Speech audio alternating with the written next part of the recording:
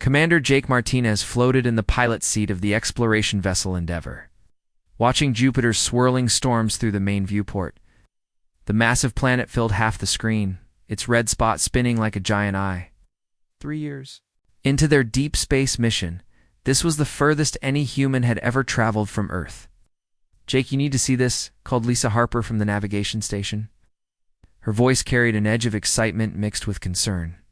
"I'm picking up something on long-range sensors. It's big, and it's definitely not one of ours." Jake pushed himself toward her station, his magnetic boots clicking against the metal deck. The Endeavor was humanity's first real deep space ship, built from salvaged parts and powered by a fusion drive that worked most of the time. It wasn't pretty, but it had carried them beyond Mars and into the outer system. "Show me," Jake said, settling beside Lisa's chair. The sensor display showed a cluster of objects near Europa, Jupiter's ice-covered moon. The readings were unlike anything in their databases. The objects were massive, easily 10 times larger than the Endeavor, and they moved with purpose through space. "Ben, get over here," Jake called to their engineer. Ben Collins was floating near the engine compartment, tools scattered around him as he worked on their perpetually troublesome life support system. "What's up, Captain?"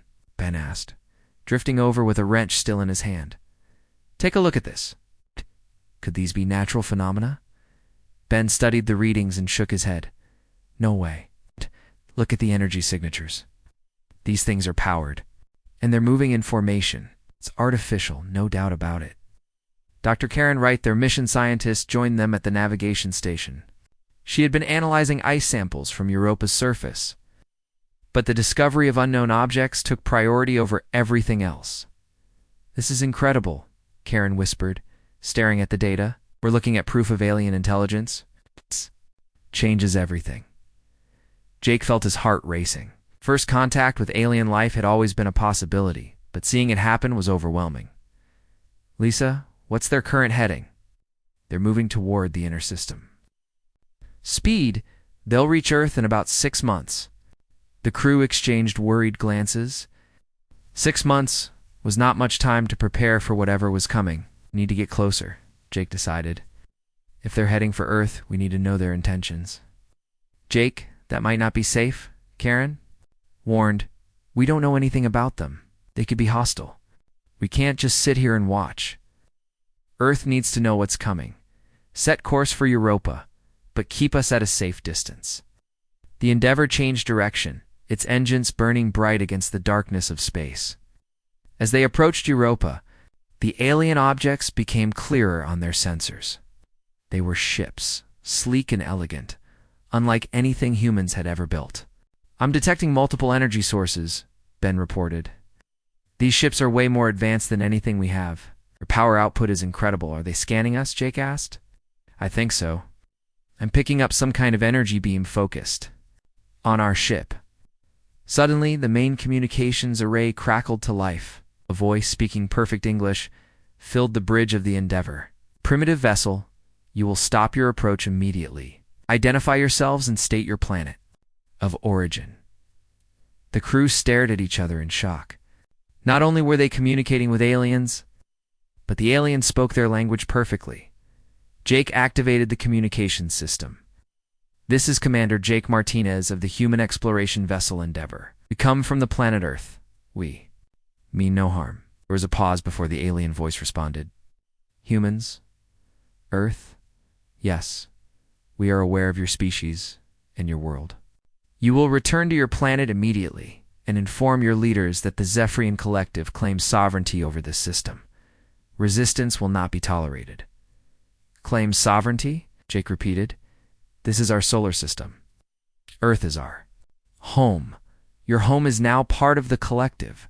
You have 72 hours to prepare for integration. Your leaders will surrender unconditionally, or your world will be pacified by force."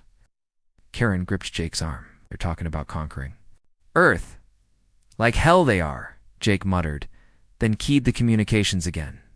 "Listen, whoever you are, Earth doesn't belong to anyone but humans. We're not surrendering to anybody." The alien voice sounded amused. "Your species shows the same foolish pride we have encountered on 200 other worlds." All of them learned. The futility of resistance. You will learn as well. 200 worlds, Lisa whispered. They've done this before. Ben was studying the tactical display. Jake, I'm counting 50 ships in their fleet. Each one is armed with weapons we can't even identify. Primitive humans, the alien voice continued. You cannot comprehend the power of the collective. We have conquered civilizations far more advanced than yours. Your crude technology and violent nature will not save you. Jake felt anger building in his chest. Violent nature? You're the ones threatening to attack our planet. We do not attack. We pacify. We bring order to chaos. Your species will be given useful work within the collective. Those who comply will be treated fairly, and those who don't comply, they will be eliminated. The communication ended abruptly, leaving the crew of the Endeavor in stunned silence. We need to warn Earth, Karen said. 50 ships, advanced technology, and they've done this 200 times before. How long until they reach Earth? Jake asked. Lisa checked her calculations. At their current speed, about 6 months. Yeah, but Jake, they could move faster if they wanted to. Out. Then we need to move faster too.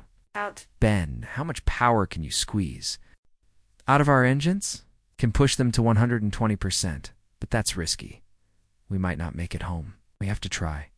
Earth needs to know what's coming. As the Endeavor turned toward home, Jake watched the alien fleet on the rear display. The ships moved with perfect coordination, like a school of fish or a flock of birds. They were beautiful in their own way, but they represented death for humanity. What did they call themselves? He asked. The Zephrian Collective, Karen answered. And they seemed very confident about conquering Earth. Maybe too confident, Jake said. They called us primitive and violent. Maybe they don't know humans as well as they think they do.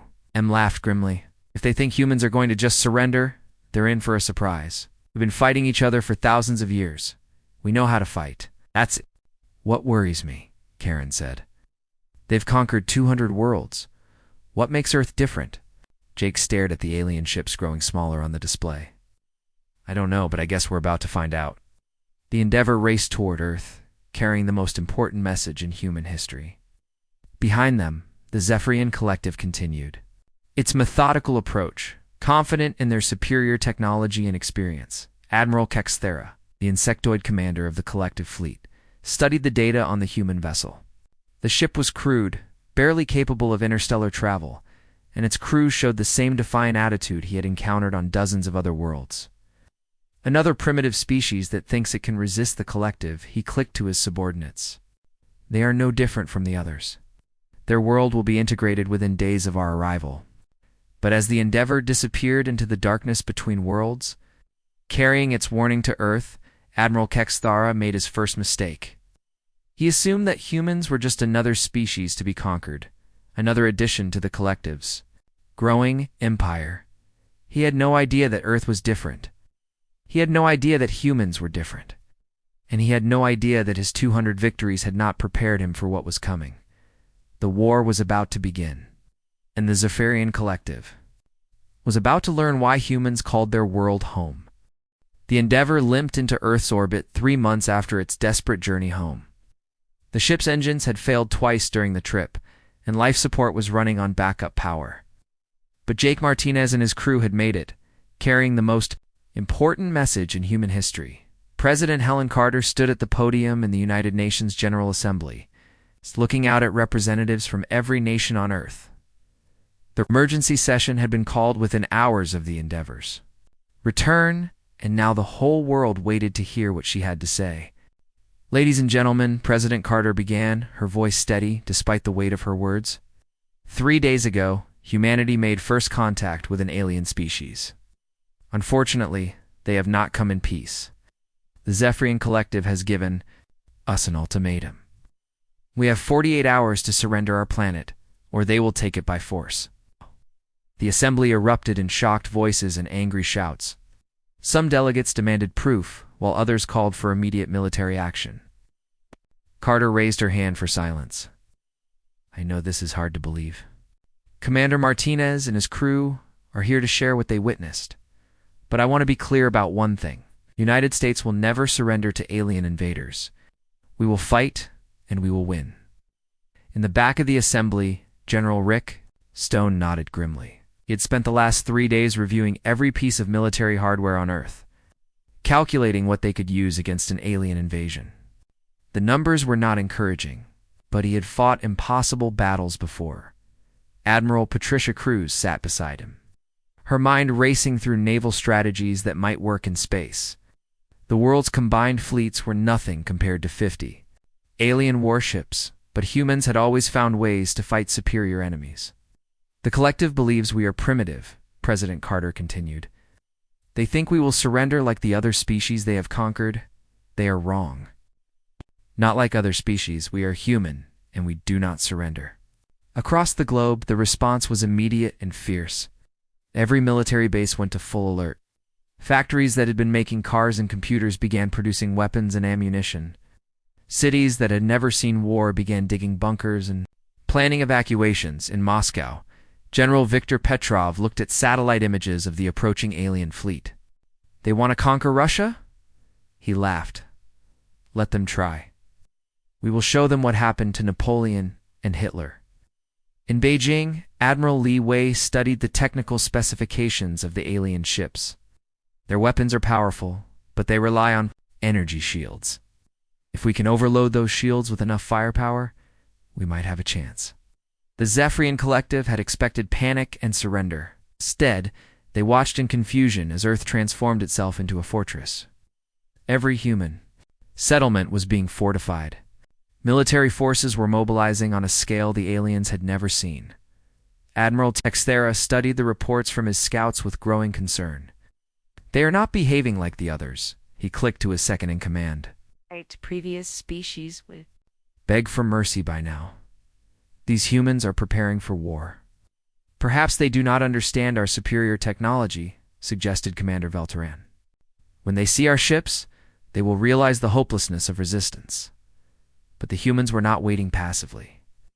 Captain Tony Rivera commanded a hastily assembled fleet of converted civilian vessels. Cargo ships had been fitted with missile launchers. Luxury yachts carried torpedo tubes. Even cruise ships had been turned into flying weapons platforms. I know these ships weren't built for war, Tony told his captains over the communication system. But they're what we have, and we're going to use them.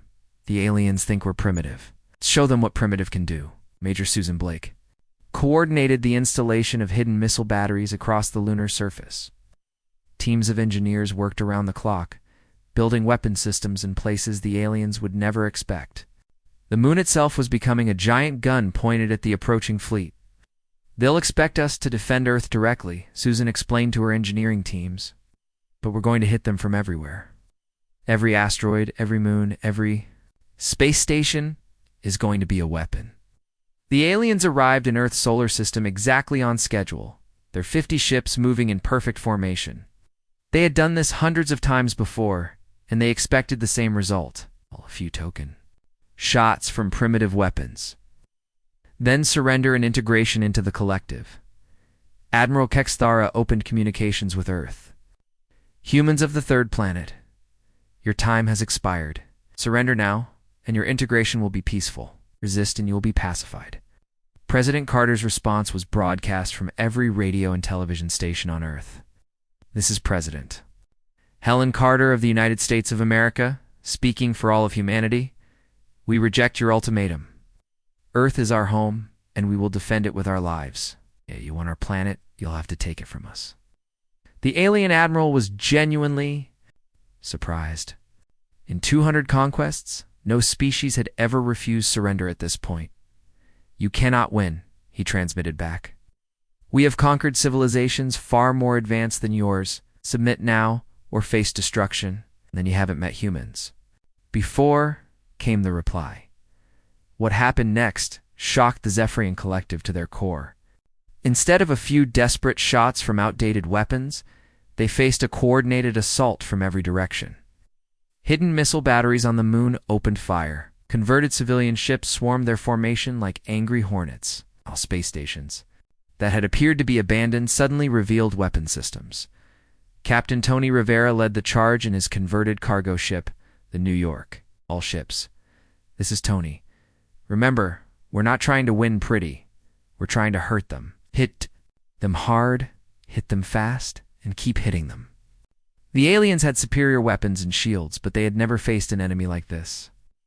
Their formation, perfected over centuries of easy conquests, was designed to intimidate primitives into surrender. It was not designed to handle swarms of small, fast-moving ships attacking from every angle. Major Susan Blake watched from her command post as her lunar missiles struck the alien fleet. Direct hits on 3 ships, she reported. Their shields are holding, but they're flickering. Keep firing. The battle raged for 6 hours. The human fleet took terrible losses, but they never stopped fighting. Every time an alien ship destroyed one of their vessels, 2 more appeared to take its place. The aliens had never seen such determination, such willingness to sacrifice everything for a hopeless cause. Admiral Kexthara watched his tactical display with growing alarm. 3 of his ships had been damaged, and his fleet was scattered across the solar system. This was not supposed to happen. Primitive species were supposed to surrender, not fight back with such fury. Sir Commander Velteron reported, "The humans are using tactics we have never encountered. They attack without regard for their own safety. They seem to prefer death to surrender." Possible, Kexthara clicked. All intelligent species choose survival over destruction. These humans must be malfunctioning. The humans were not malfunctioning. They were doing what they had always done when faced with impossible odds. They were fighting back with everything they had. The battle ended. When the alien fleet withdrew to the edge of the solar system, they had won, technically, but at a cost they had never experienced before. The human fleet was destroyed. Their space stations were silent, and their moon was scarred with crater marks. But the aliens had learned something that disturbed them deeply. These humans were not like other species. They did not surrender when faced with superior force. They fought until they died. And they died fighting. Admiral Kexthara looked at his damage reports and felt something he had never experienced. In 200 conquests, doubt. The humans had been defeated, but they had hurt his fleet. No primitive species had ever done that before. "Prepare the ground invasion," he ordered. "We will finish this quickly." But as he looked at Earth, spinning peacefully in the darkness, he wondered if anything about this conquest would be quick. The humans had already proven they were different. The question was, how different were they? On Earth, the survivors watched their orbital defenses burn in the darkness above. They had lost the first battle, but the war was far from over. President Carter addressed the world one more time. "We have shown them that humans do not surrender, and we show them that humans do not give up. They want our planet. They can come down and take it from us." The invasion was about to begin, and the Zephrian collective was about to learn why. Earth was different from every other world they had conquered. They were about to learn why humans called their world home, and why they would fight to the death to keep it. Intelligence Officer Velteron floated in his analysis chamber aboard the Zephrian command ship. Studying the data they had collected about Earth, what he discovered made his secondary breathing organs flutter with alarm. "Admiral Kexthara." He called through the communication system. "You need to see this immediately." The massive insectoid admiral arrived within minutes, his forearms clicking impatiently. "What is it, Velteron?" "We're preparing for the ground invasion." "Sir, I have been analyzing the planetary data on Earth. This world is classified as a Class 12 death world in our databases." Admiral Kexthara's compound eyes widened. "That is impossible. We do not invade death worlds. They're too dangerous for our forces." "The classification is correct, sir. Earth experiences extreme temperature variations, violent weather patterns, seismic activity, and radiation exposure that would kill most collective species within hours. The humans did not just survive on this world. They evolved there." Mike Torres crouched in the ruins of New York City, watching alien landing craft descend through the smoky sky. The first wave of the invasion had begun 3 days ago, and the aliens were learning that conquering Earth was different from conquering other worlds. "Amy, you've got those charges ready?" "Right," he whispered into his radio. "Ready and waiting, Colonel?" came the reply from Amy Foster, his demolitions expert. She was hidden in a subway tunnel 2 blocks away, surrounded by enough explosives to level a city block. "Danny, what's the alien cum chatter looking like?" "Danny Kim, their communications." Specialist adjusted his headset. They're confused, sir. Their translations are rough, but they keep talking about environmental hazards and equipment failures. I don't think they expected Earth to be so hostile. Dr. Carl Henderson studied the alien prisoner in the makeshift laboratory beneath the Pentagon. The creature was small and delicate, with pale skin and large eyes designed for low-light environments. It breathed through a mechanical device that filtered Earth's atmosphere. Fascinating, Carl murmured to his assistant, Janet Ross. Look at its bone structure. It's incredibly fragile compared to human bones. This species evolved on a world with low gravity and no environmental stress. Is that why they need those breathing masks? Janet asked. It's not just breathing. Earth's atmosphere is poisonous to them. Our oxygen levels are too high, our air pressure is too intense, and our background radiation would give them cancer within weeks. The alien prisoner clicked softly, and Carl activated the translation device. You do not understand, the creature said in a weak voice. Your world is death. Do you live on this death world? Carl smiled grimly. We don't just live on it. We were made by it. Commander Beth Wilson led her squad through the Amazon rainforest, tracking a crashed alien scout ship. The jungle was alive with the sounds of insects and birds, but it was deadly quiet where the alien ship had come down. Contact ahead, whispered Lieutenant Greg Adams, pointing through the thick vegetation. 2 aliens in environmental suits. Beth studied the aliens through her scope. They moved slowly and carefully, obviously struggling with the heat and humidity. Their suits were bulky and awkward, designed for the sterile environments of their ships. They can't handle the environment, she realized. Look at them. They're exhausted, and they've only been down here for a few hours. The aliens had conquered garden worlds with perfect climates and abundant resources. They had never faced an environment that actively tried to kill them. Earth was not just hostile to invaders, it was hostile to life itself. Captain Alex Murphy commanded the human vessel. Defiance, a ship built from salvaged alien technology and human ingenuity. His crew had captured an alien transport ship during the space battle, and they were using it against its former owners. Nancy, target their command ship. He ordered his tactical officer, Nancy Price. Targeting solution locked, Nancy replied. But Alex, they're sending some kind of signal. Danny, what are they saying? Danny Kim monitored the alien communications from his station. They're asking how we got their ship operational. They can't understand how we modified their technology. Jim Baker, their engineer, laughed from the engine room. Tell them humans are good at fixing things. We've been making broken stuff work for thousands of years. The aliens were learning that humans possessed something they had never encountered: adaptability. Every species the collective had conquered lived in predictable environments with stable conditions. They had never developed the ability to adapt and improvise. Admiral Kexathara studied the battlefield reports with growing concern. His forces were taking heavy casualties, not from superior human weapons, but from the environment itself. His soldiers were dying from heat exhaustion, altitude sickness, and atmospheric poisoning. Commander Velteron, he called.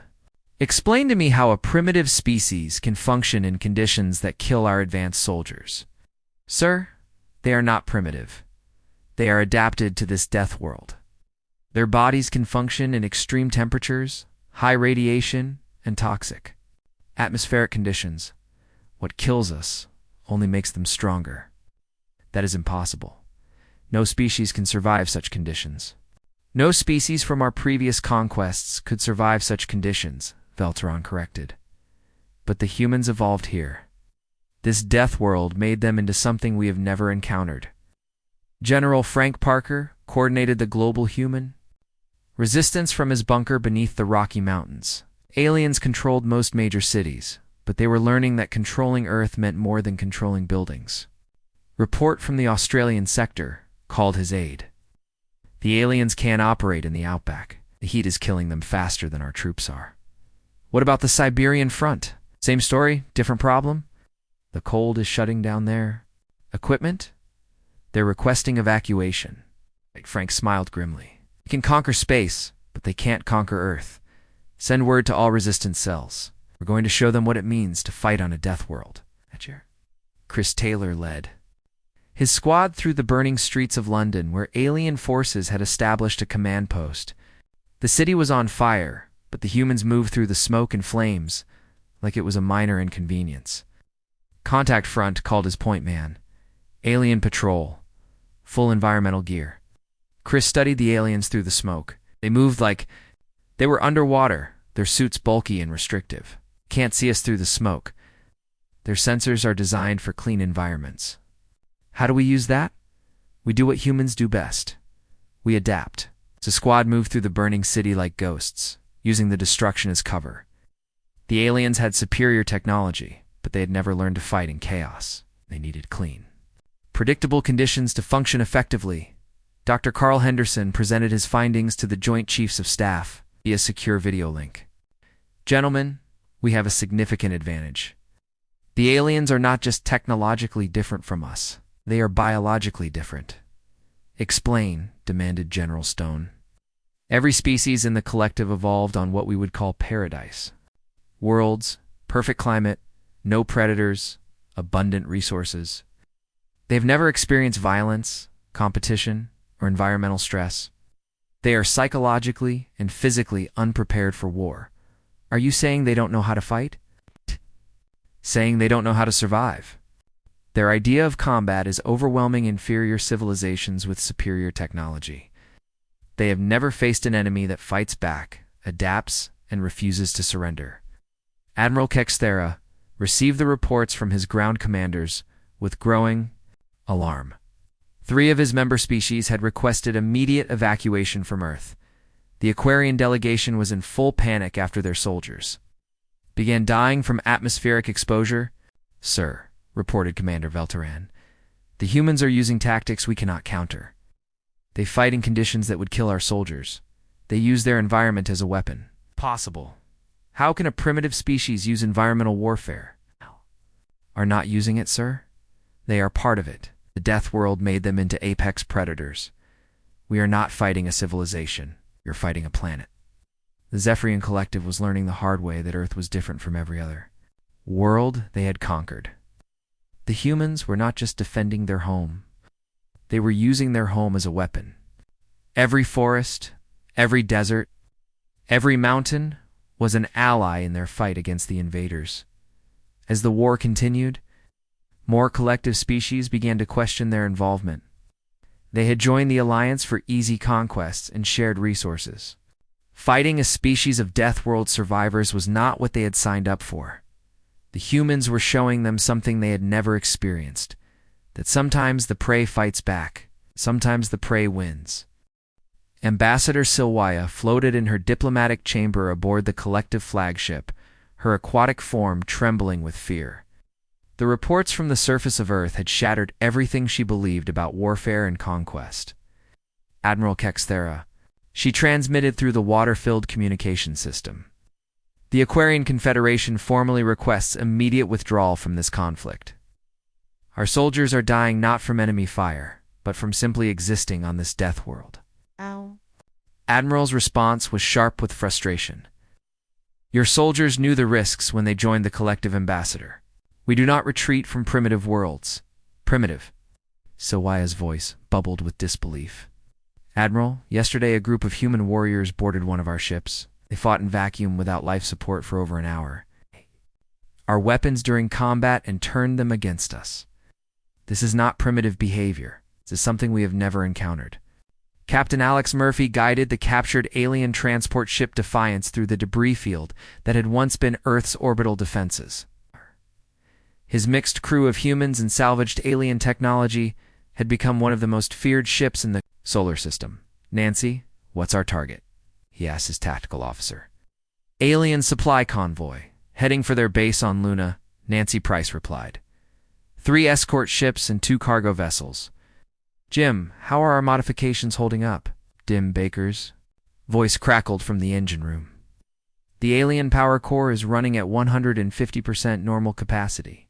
They designed these things for efficiency, not performance. We're pushing it way beyond their safety limits. And the weapons? Let's just say we've made some improvements they never thought of. The Defiance dropped out of its approach trajectory and appeared directly behind the alien convoy. The escort ships immediately moved to defensive positions, but they were following procedures designed for fighting other collective vessels. Human tactics were different. Instead of maintaining safe distances and exchanging long-range fire, the Defiance closed a point-blank range and began ramming damaged alien ships. The human crew fought like their ancestors had fought at sea, turning space combat into a brutal close-quarters battle. "Their shields are down on the lead escort," Nancy reported. "They're trying to surrender." "Tell them we don't take prisoners," Alex replied grimly. "We're not here to capture ships. We're here to break their will to fight." On the surface of Mars, Major Chris Taylor led a strike team through the alien mining colony. The collective had established the base to extract resources for their war effort, but they had not expected human commandos to travel through hard vacuum to attack it.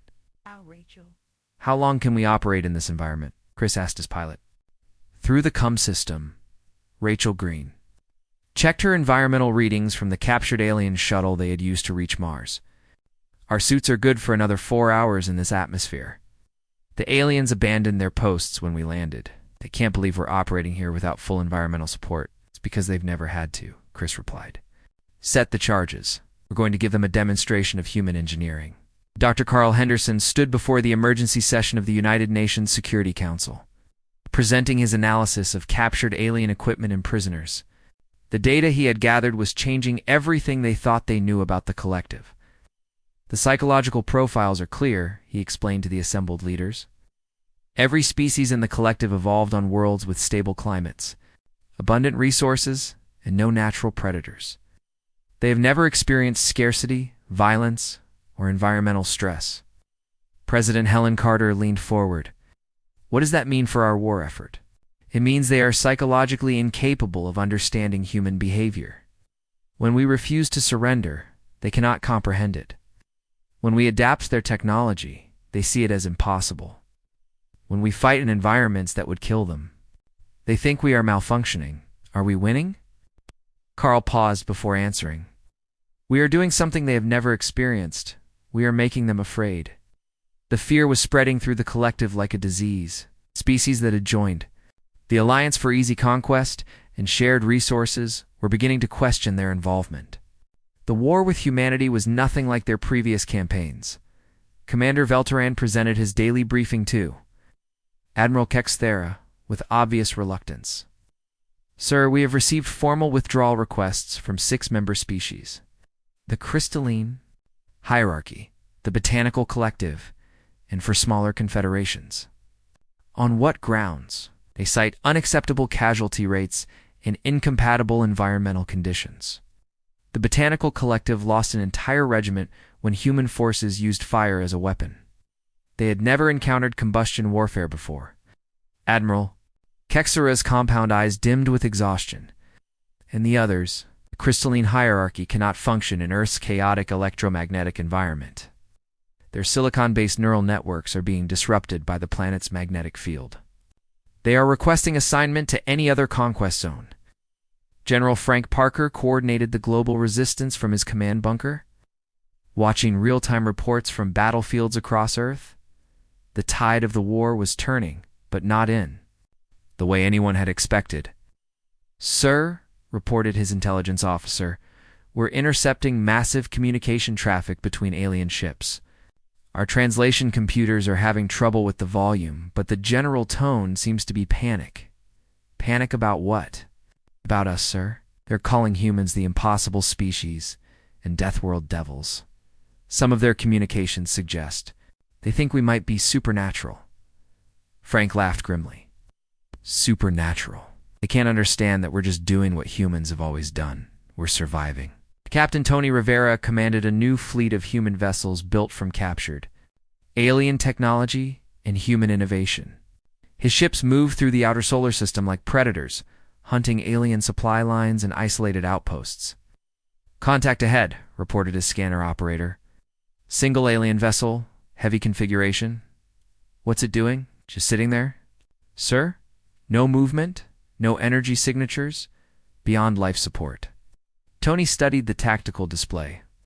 In the early days of the war, Alien ships would immediately attack or flee when confronted by human forces.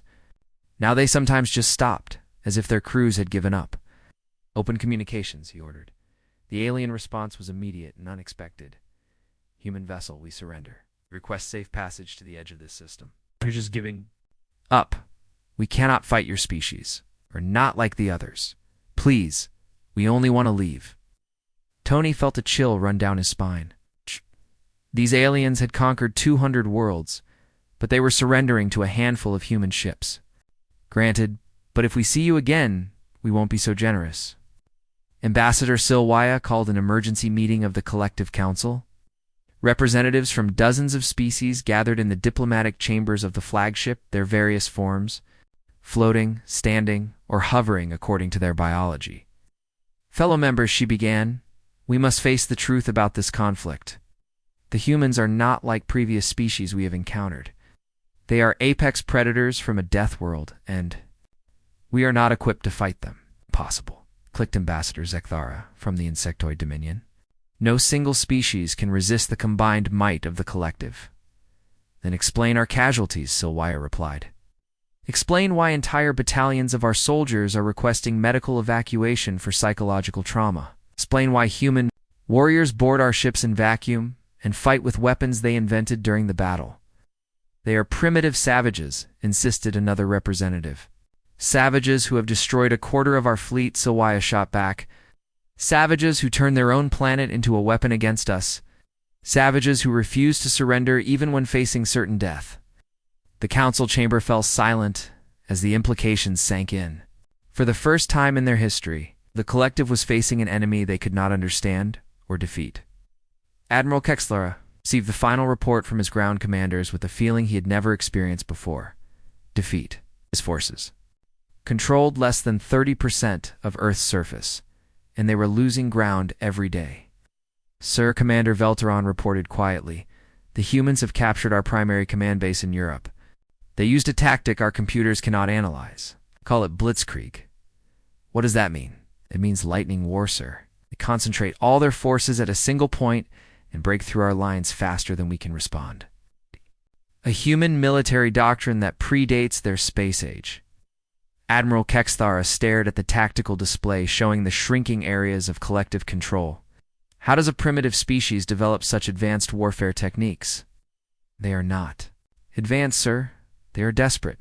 Desperate humans are the most dangerous creatures in the galaxy." The collective was learning the hard way that technology alone could not win wars. We're facing an enemy that had evolved for survival, adapted to any challenge, and refused to accept defeat. They were facing humanity, and humanity was everything. They were not. As more species withdrew from the conflict, and alien forces retreated to their ships, one thing became clear. The collective had made a terrible mistake. They had tried to conquer Earth, and Earth was conquering them.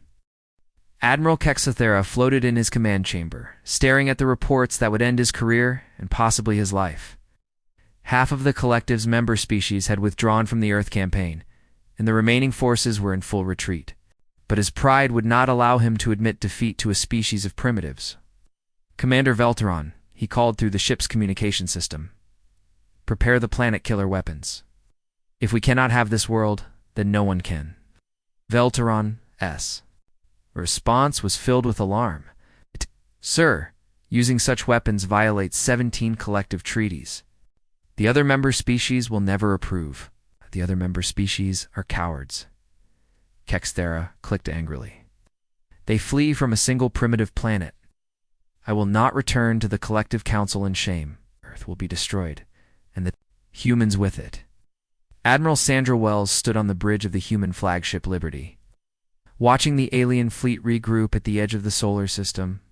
Intelligence reports suggested the aliens were preparing for one final assault. But this time they were bringing weapons capable of destroying entire planets. "Status report," she called to her officers. "All human fleets are in position," reported Captain Paul Davis from his station. "We have ships from every nation on Earth, plus captured alien vessels and converted civilian craft. Total count, 800 ships. Against how many alien vessels? 15 ships, Admiral. But intelligence suggests they're carrying planet killer weapons." Sandra nodded grimly.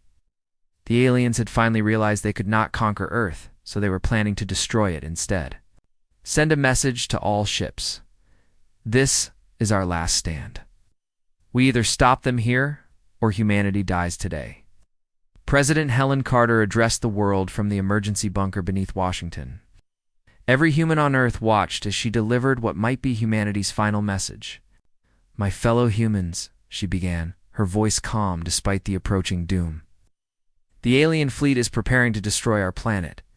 Our brave men and women in space are moving to intercept them, but the odds are not in our favor. If this is the end, then we face it as we have faced every challenge in human history, together and without surrender."